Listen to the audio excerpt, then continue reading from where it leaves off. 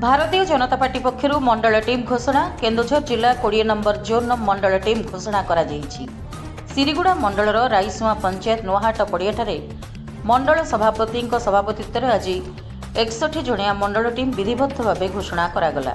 एथिरे मुख्य अतिथि भाव राज्य परिषद सदस्य मानस कुमार नायक एवं सम्मानित अतिथि भाव सांसद प्रतिनिधि करिहर प्रधान, विधायक प्रतिनिधि पद्मलोचन साहू, तेलकोई ब्लॉक आईटीडीए प्रतिनिधि निरंजन साहू, पूर्वतन मंडल सभापति मधुसूदन बारिक, तेलकोईर युवनेता विक्रम कुमार चौहान एवं मंडलर वरिष्ठ कार्यकर्ता अंशग्रहण करथिले। सभाटी को सुचारू रूपे परिचालना जगन्नाथ महंत करथिले।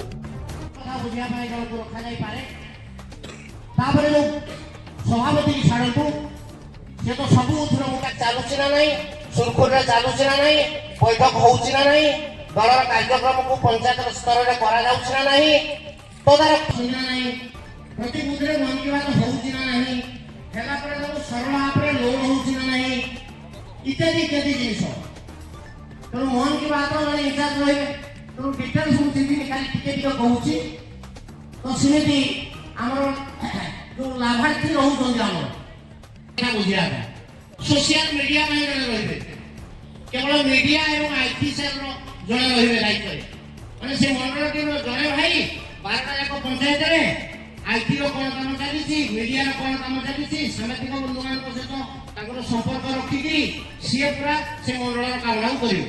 मंडल रे गोटे कार्य जे मीडिया रे प्रकाश पाउछ ना सिटी सोशल मीडिया। केन्दुझर जिला तेलकोईरू जगन्नाथ महंत रिपोर्ट, ओडिशा प्रयास न्यूज।